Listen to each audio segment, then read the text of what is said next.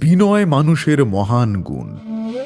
বিনয়ী মানুষ শ্রীকৃষ্ণের প্রিয়। বিনয়ের সঙ্গে সবাই ওঠা বসা করতে চায়।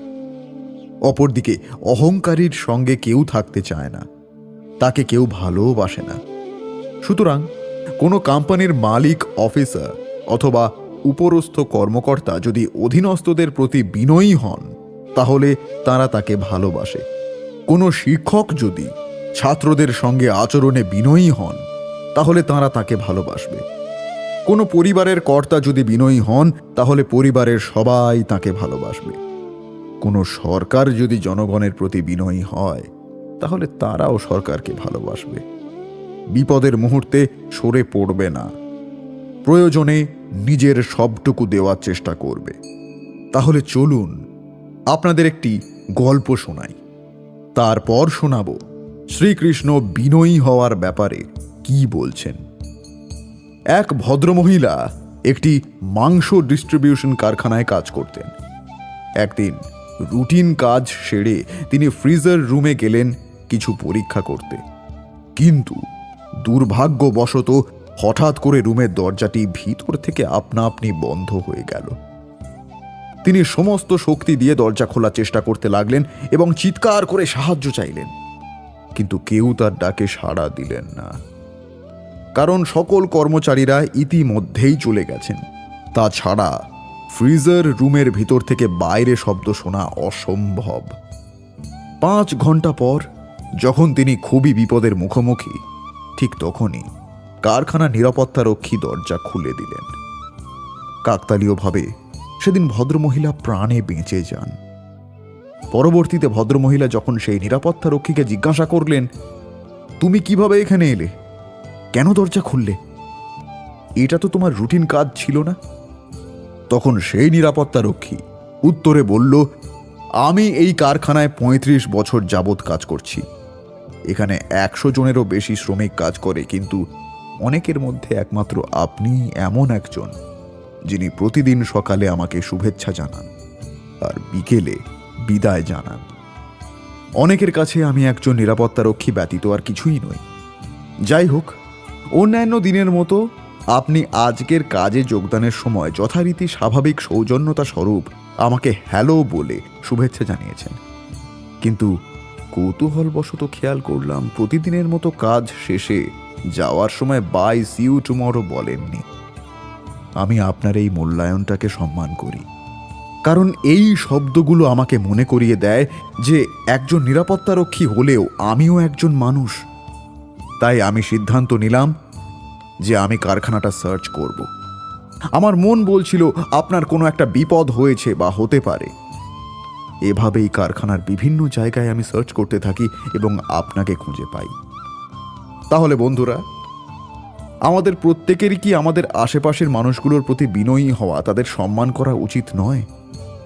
কারণ আমরা জানি না আগামীকাল কি ঘটবে, আমাদের জীবনে কাকে প্রয়োজন হবে, আমাদের চরম বিপদের দিনে কে এসে দাঁড়াবে আমাদের পাশে। মানুষকে মানুষ হিসেবে সম্মান করা, মর্যাদা দেওয়া, শ্রদ্ধা করা, বিনয়ী হওয়া, এগুলো মোটেও দুর্বলতা নয়, বরং এগুলোই হচ্ছে সত্যিকারের মানুষের গুণাবলী। তাই তো ভগবান শ্রীকৃষ্ণ বলেছেন, মাটির মানুষকে সব সময় থাকতে হবে মাটির মতো বিনয়ী। বিনয় হলো মাথার মুকুট, যা শোভা সৌন্দর্য বাড়িয়ে অন্যদের চোখে তাকে করে তোলে শ্রদ্ধাশীল ও মর্যাদাবান। বিনয়ী ব্যক্তি তিনি, যিনি নিজের ঊর্ধ্বে উঠে অন্যের বিষয়ে ভাবনা চিন্তা করেন, সংসারের বিষয়ে ভাবেন। তাই বিনয়ী হওয়ার চেষ্টা করুন, একের থেকে অনেক হওয়ার চেষ্টা করুন এবং একসাথে থাকার চেষ্টা করুন। নিশ্চিত রূপে আপনি বিকাশের কারণ হবেন। শ্রীকৃষ্ণ আরও বলেছেন, প্রকৃতিগতভাবে ফুলকে সবাই ভালোবাসে। কেন ফুলকে সবাই ভালোবাসে, এর কোনো নির্দিষ্ট উত্তর নেই। তবে ফুল মানুষকে সুবাস বিলায়, মনে আনন্দ যোগায়, বিষণ্ণ মনে শান্তির পরশ বিলিয়ে দেয়। ফুলের সুঘ্রাণ নিস্তেজ শরীরকে করে তোলে প্রাণবন্ত এর থেকে বোঝা যায় সুন্দরের প্রতি মানুষের তীব্র আকর্ষণ রয়েছে, তাই নিজের অজান্তে তার প্রতি ভালোবাসা জন্মায়। ফুলের মতো বিনয়ও হলো মানুষের সৌন্দর্য। বিনয়ী মানুষকে সবাই ভালোবাসে। বিনয় মানুষের ভূষণ আর ভদ্রতা ও নম্রতার সহায়ক। বিনয় দ্বারা ব্যক্তিত্ব প্রতিষ্ঠা করা সম্ভব, এমনকি বিশ্ববিজয়েও। যার মধ্যে যত বেশি বিনয় পাওয়া যাবে সে তত বেশি সম্মান ও মর্যাদার অধিকারী। কারণ বিনয় দ্বারা অন্যের চোখে ভালোবাসার সৌধচূড়া নির্মাণ করা যায়। বিনয় কথার প্রকৃত অর্থ হল কাজে কর্মে, আচরণ উচ্চারণে আমিত্ব ভাবনাকে দমন করা। নিজের মাঝে যেসব গুণাবলী ও যোগ্যতা রয়েছে তাকে ঈশ্বরের দয়া ও দান মনে করা, সেটাকে নিজের কোনো কৃতিত্ব বা বাহাদুরি মনে না করা। নিজের গুণাবলীকে তুচ্ছ ও অর্থহীন মনে করার নাম কিন্তু বিনয় নয়। তাই নিজের অহংবোধকে ত্যাগ করুন এবং আমার সঙ্গে বলুন, রাধে রাধে। তাহলে বুঝতেই পারছেন, নম্রতা বা বিনয়ী হওয়া একজন মানুষের একটি গুরুত্বপূর্ণ গুণ। তবে সকল মানুষ বিনয়ী এবং নম্র হতে পারে না। আবার ইচ্ছা থাকলেও বর্তমান যুগে নিজেকে বিনয়ী ও নম্র হিসেবে সমাজে উপস্থাপন করা খুবই কঠিন। আমাদের নিজেদেরকে জীবনের সকল ক্ষেত্রে সম্পূর্ণরূপে প্রকাশ করতে হলে নম্রতা অত্যন্ত সহায়ক ভূমিকা পালন করতে পারে। পাশাপাশি নম্র মানুষ খুব সহজেই সমাজের সকল স্তরের মানুষের শ্রদ্ধা অর্জন করতে পারে।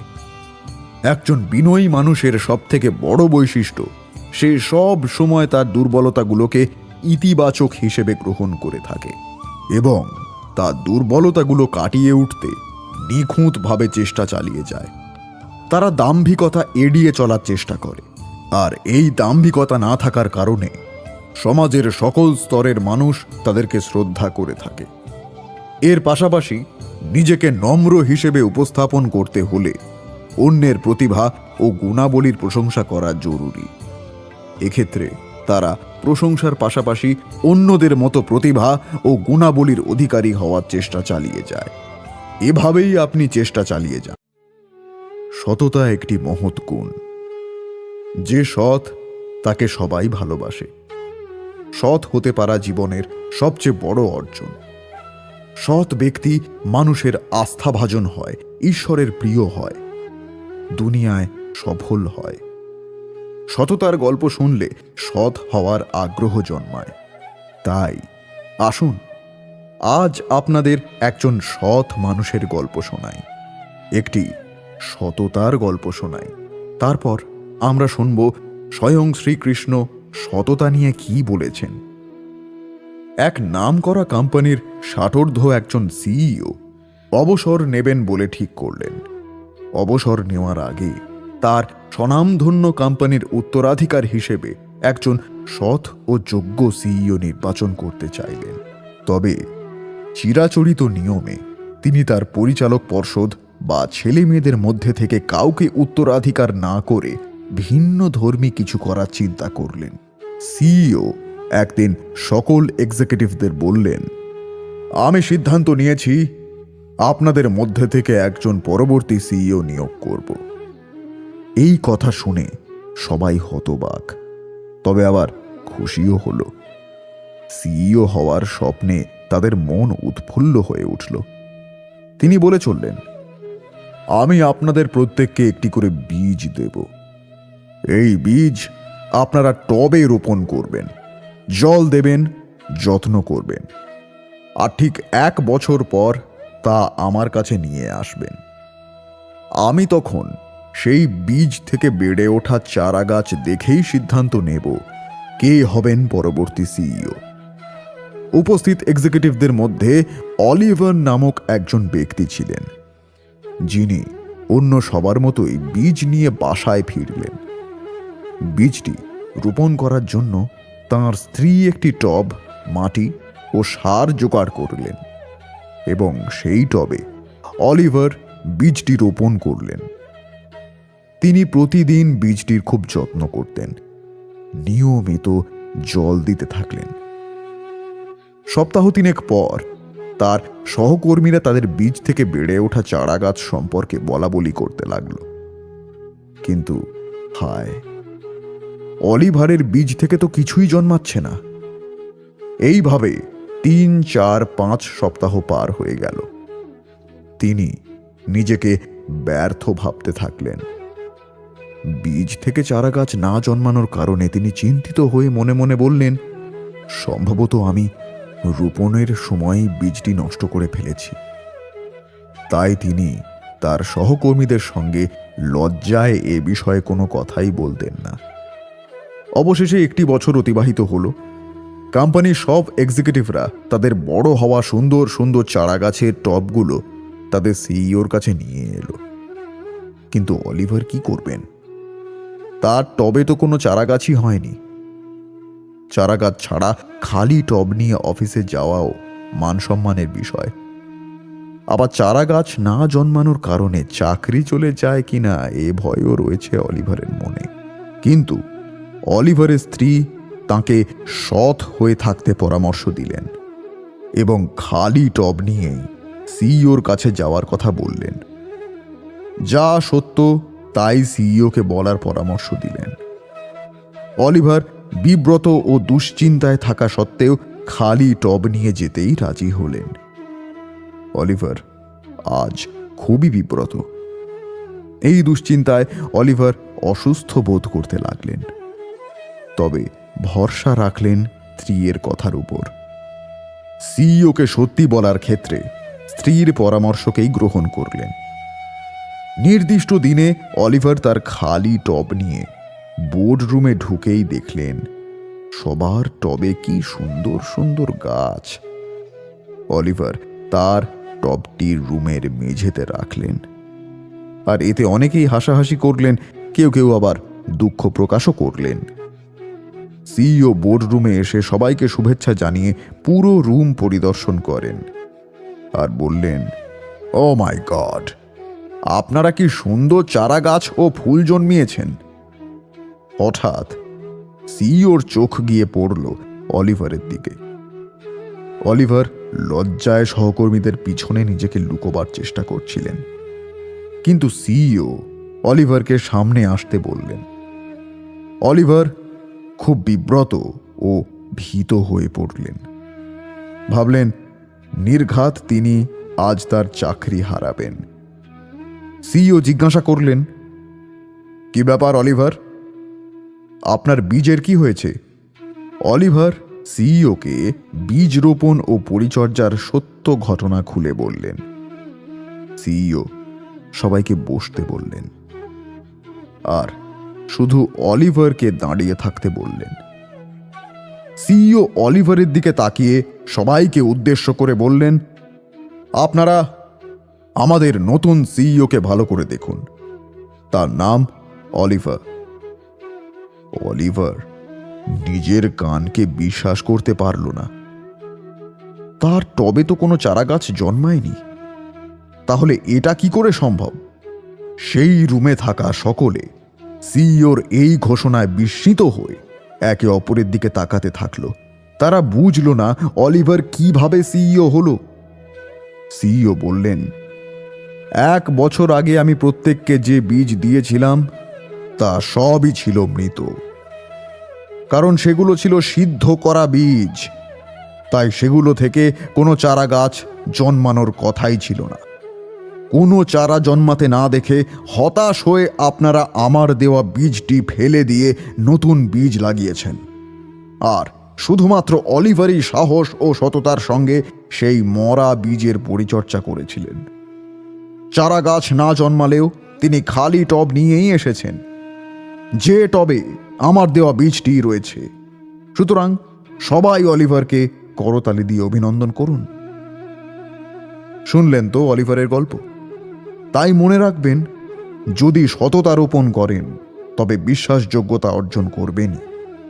যদি সৎ গুণ রোপণ করেন তবে ভালো বন্ধুত্ব অর্জন করবেন।